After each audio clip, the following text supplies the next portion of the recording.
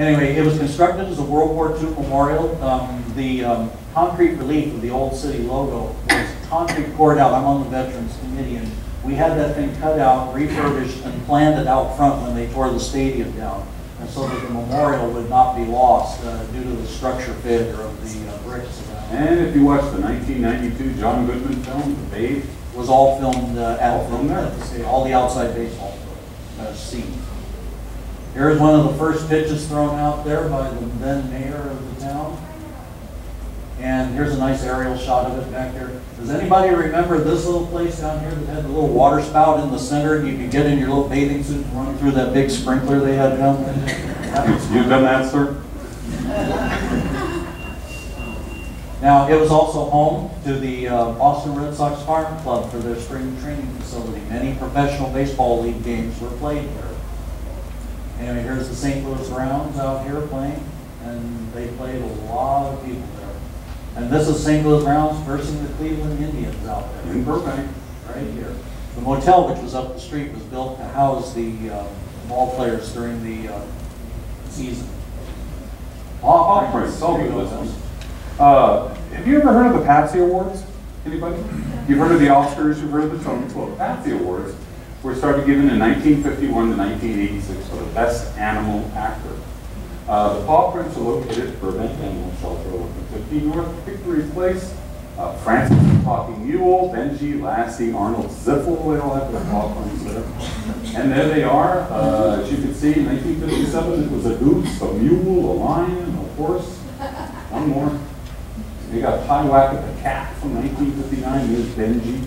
1960, a shaggy dog from 1960. Marine Corps Day in Burbank. Any Marines in the audience? Anyway, 23 March.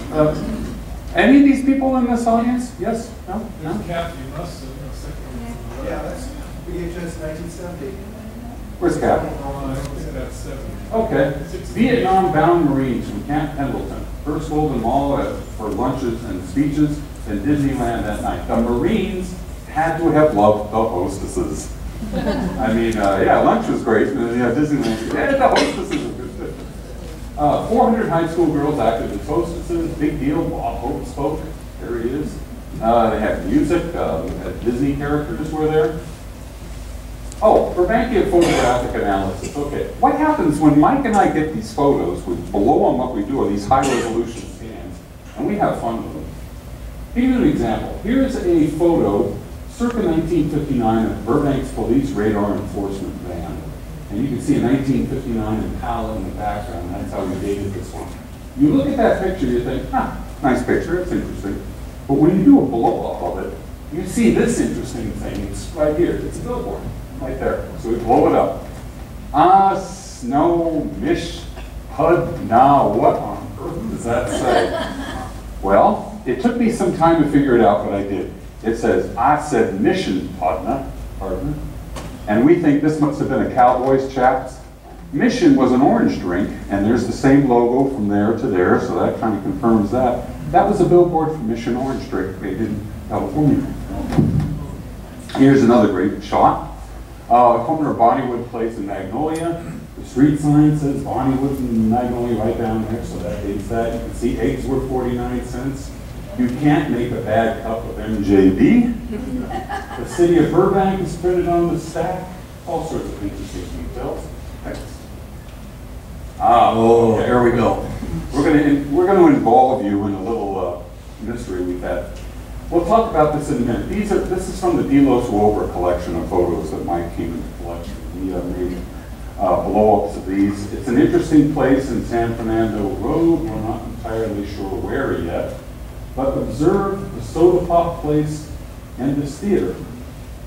This theater predates any of the known theaters, such as the Major or the Loma. It's not the Loma, it's not the Major. We do not have any written record or anything. If anyone knows anything about this, we would dearly love to find out. Well, hang on. We've got this great Greek revival building here. This is the Farmer and Merchants Bank.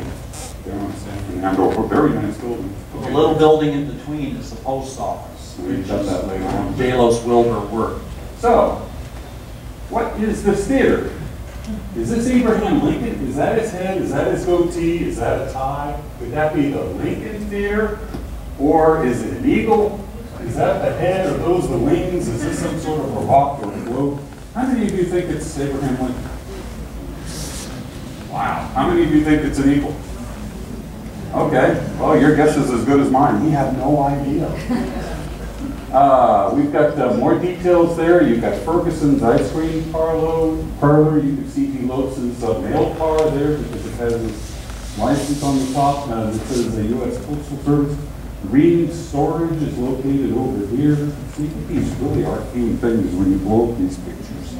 Now, here's a nice old shot of Riverside Drive when it flooded, where they had the wash and everything down there. And you can see up there, Cleet Roberts. Does anybody remember him from KHJ? Yeah, see billboard. Blew up that billboard, and then through the magic of the interwebs. And the hot dog show, Patsy hot dog show down there, the building, you can see it's still there. And does anybody know the other sign over there, Bob? Yeah, I ever heard of that one? Yeah, that sort of place is it. Down in Blue Lake. So between 1964. Okay, this is photographic, this and that. This is like the catch-all section. All sorts of things. Ancient murder in Burbank. This gentleman, we got this photo, and the caption mentioned he has over 30,000 arrowheads, 100,000 stones. The first arrowhead Paul Cap ever found was buried in a skull. He was 11 years old and was helping his dad remove a tree stump from Buena Vista Street in Burbank. The skull was apparently that of an Indian who had had a violent death. It was wedged in the roots of the tree stump, placing the time of the death several hundred years ago. So there it is, the first murder in Burbank, hundreds of years ago on Buena Vista. Next photo. You got this one. Does anybody ever attend one of these when you were younger? I'd love to do this again. Witch burning? Anyone? Mr. Delonsky, you're back there. Can we put this on the council agenda? I want to have a witch burning at Olive Breck again. I really. Your mom said she took part. Yes, my mother actually remembered having done these things back in the day. And, but anyway, you can see the fence behind there that was around Olive Stadium, and they got the little witch propped up there on top of it. These are your public works guys for the city. They're building this huge fire under that poor little witch. Anybody remember this lady? The Teenage Baton Twirler. Yeah, Miss Burbank. 1948. Oh, I love this one. Norma Jean Baker. You've got to love this. Okay, so you're a photographer from Yank magazine, and you're sent out to Burbank to go to the aircraft works, and you need to find something worthwhile to photograph, right? So you're looking around, and here's this incredible-looking young woman working at the the radio plane munitions factory, not Lottie. So you think, yowza, yowzer, yeah, I'll get a shot of her. Her photograph appeared on the cover of Yank magazine for August 2nd, 1945, and that's how a star is born, ladies and gentlemen. Marilyn Monroe got her start. Right here in Burbank on Hollywood Working Way. at the Burbank factory. Love from Above. Oh, I love this one. You want to run that? Yeah, it's a teenage rumor. A fellow named, we don't have Monty here, do we? Okay. An internet reader, Burbankia, Monty sent me this one. He used to go up to the Verdugo Hills and he would see the word love spelled out in the lights. The V, well, we don't know. The V was formed where Burbank slices sharply to Victory, Alameda meeting North Victory formed the L, Buena Vista and Hollywood formed the two verticals.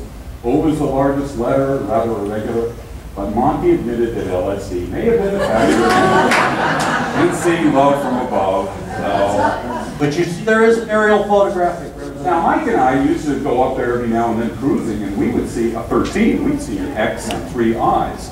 We were into Roman numerals. But we didn't do LSD, so we didn't see love. Yeah. Speaking of the love, Here you have 600 rolls on someone's courthouse. Paper, take 600 rolls. now this is from 1977. The funny thing about this is, I don't know if I covered this in the next slide or not, but this, go to the next slide. Okay, that was 600 rolls of toilet paper. Only in Burbank would somebody use 600 rolls of toilet paper. That's a thorough job. Does a thorough job. Might be. Now, a fellow member of the Veterans Committee here in Burbank, Greg Alimo, gave me these pictures a few months back. Anyway, he was in Vietnam. He was an artilleryman and a fire base there. And he was a Burbank man to the core, I'm telling you. You got the California Republic flag flying there. Look, in his sweatband on there that they put camouflage in. Normally he has a little Burbank flag, just like the one that's on the table. City of Burbank and now Vietnam. And over here, now, does anybody recognize who this is down here? Goldie Hawn from Burbank. This guy was Burbank to the core over there in Vietnam. 2 more pictures. And now, everybody remember those bright orange bumper stickers from the 60s, vacation beautiful downtown? Only 11,980 miles away. You can see Greg had this wherever he was on his fire base. And you can see barbed wire behind that one there. Greg, we salute you. Oh, yeah. Saw him last night. Yesterday. Gary Owens, that phrase has been used now for 43 years. It's now a registered trademark with the Patent and Trademark Office. Owned since 2008 by the Burbank Chamber of Commerce, and there's the trademark number. When I got my book, I kept seeing trademark signs. It's the beautiful downtown Burbank. I thought, who trademarked that? Well, good call, Burbank Chamber of Commerce. Retain that trademark. A beautiful golden mall. Does anybody remember that? Now, Mike, you're a printer. Would you use red? Okay. No, I wouldn't. This is a product of the late 60s, I'm afraid. Anyway, but when I was growing up, this was the place to be.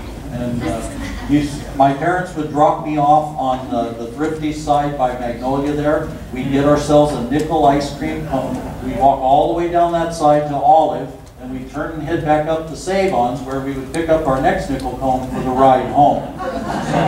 And we window shopped all the way around. And I've got stories about the Golden Mall as well on my avocado memories. And one of my favorite places when I was a kid, there was nothing better than an orange Judas and a hot dog.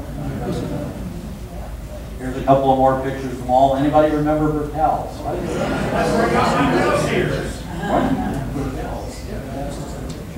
Oh, there's one. Anyway. Oh, Burbank's Breathing Bush. Has you've heard Burbank's Breathing Bush? I know what it is. What is it, sir? It's an air valve on a trunk line belonging to the city of Los Angeles that carries water. Los Angeles is creating Burbank's, okay.